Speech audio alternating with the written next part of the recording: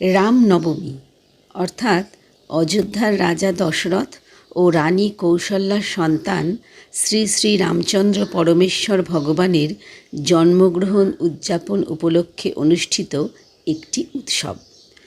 ভগবান রামচন্দ্র ভগবান বিষ্ণুর সপ্তম অবতার, ভগবান বিষ্ণুর মানবীয় রূপের প্রাচীনতম অবতার।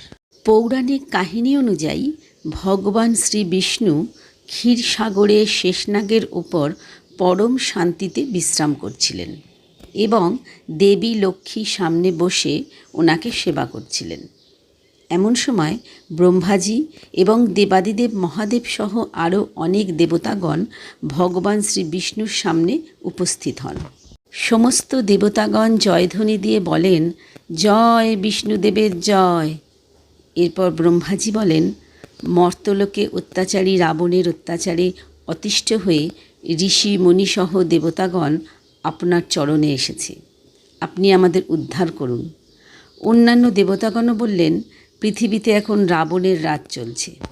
পৃথিবীর সমস্ত ঋষি মুনিগণ রাবণের ভয় আতঙ্কিত হয়ে পড়েছেন। সাধারণ মানুষের প্রাণ বাঁচানোর জন্য পৃথিবীতে কেউই নেই। এরপর দেবাদিদেব মহাদেব বললেন, যখন পাপের শক্তি বেড়ে যায় তখন পুণ্যের শক্তির জন্ম হয়। এই জন্য আপনার উচিত এখনই পৃথিবীতে সমস্ত মুনি ঋষিগণ এবং মানুষকে রক্ষা করার জন্য এক পূর্ণ শক্তিমানের জন্ম দেওয়া। তখনকার দিনে পৃথিবীতে সূর্যবংশের তেজস্বী রাজা দশরথ অযোধ্যায় শাসন করছিলেন। তার 3 পত্নী ছিল। ধন দৌলতের কোনো অভাব ছিল না। প্রজারাও খুব শান্তিতে ছিলেন। রাজা দশরথের 3 স্ত্রী থাকা সত্ত্বেও কারোর কোনো সন্তান ছিল না। তার অভাব ছিল শুধু একটি সন্তানের। একদিন এক ঋষিমুনি রাজসভায় এসে মহারাজকে বললেন, আজ সূর্যদেব উত্তরায়ণে প্রবেশ করেছে। এই শুভক্ষণে যদি আপনি আপনার কুলদেবতার কাছে কিছু চান, তাহলে আপনার কুলদেবতা তা পূরণ করতে বাধ্য হবেন। মহারাজা দশরথ বললেন, আমার কোনো সন্তান নেই, তাই সর্বদা ভয় হয় সূর্যবংশ যেন আমার সাথে শেষ না হয়ে যায়। ঋষিমুনি বলেন, আপনি এত চিন্তা করবেন না মহারাজ, সূর্যদেব নিশ্চয়ই আপনার মনের আশা পূরণ করবেন। শুধু আপনাকে পুত্রলাভ করার জন্য পুত্র কামেষ্ট যজ্ঞ করতে হবে। এতে খুশি হয়ে মহারাজ দশরথ ঋষিমুনিকে যজ্ঞ শুরু করতে বললেন। ঋষিমুনি বললেন, এই যজ্ঞ আমি করতে পারবো না, একমাত্র ঋষি সিংহমুনি এই যজ্ঞ করতে পারবেন। কিন্তু ওনাকে এখানে আনার জন্য স্বয়ং মহারাজকেই ওনার কাছে যেতে হবে, উনি আমার কথায় আসবেন না। ঋষিমুনির কথা শেষ করতে না করতেই মহারাজা দশরথ বললেন, আমি এক্ষুনি বেরিয়ে পড়ব। আশা করি ঋষি সিংহমুনিবর আমার অনুরোধ রাখবেন।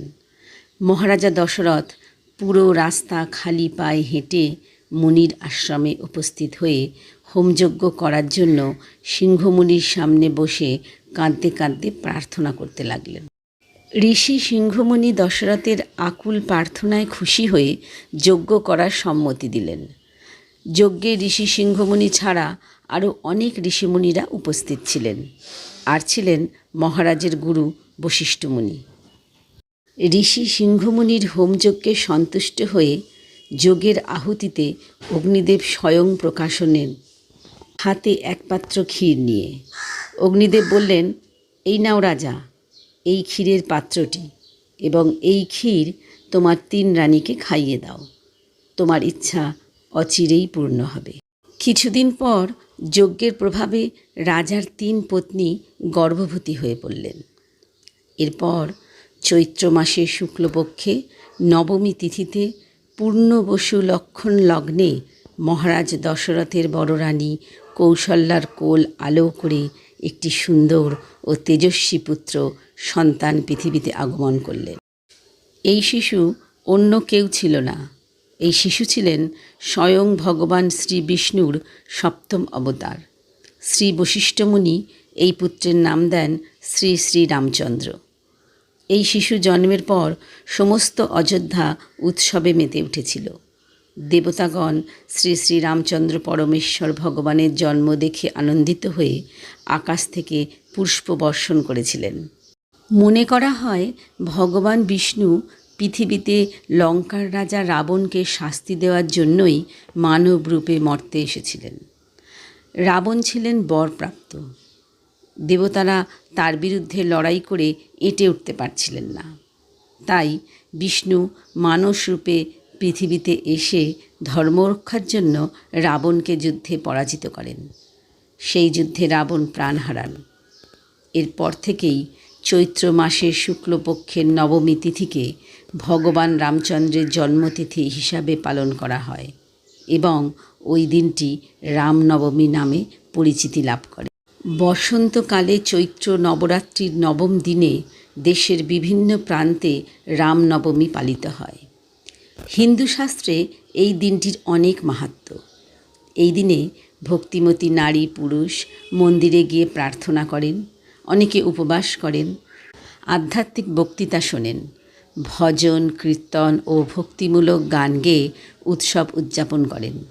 যেহেতু রামের জন্মদিন, তাই কিছু ভক্ত রামের মূর্তি একটি দোল্লায় বসিয়ে রামলালার পুজো করেন।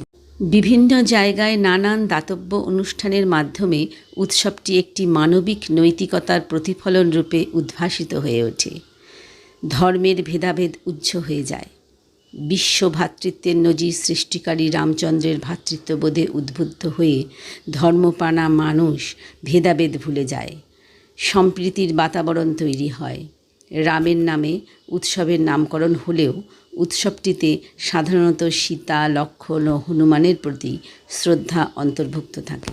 রামনবমী উৎসব উদযাপন শুরু হয় সূর্য দেবতাকে প্রসন্ন করার জন্য ভোরবেলায় জলম অর্থাৎ জল নিবেদনের মাধ্যমে।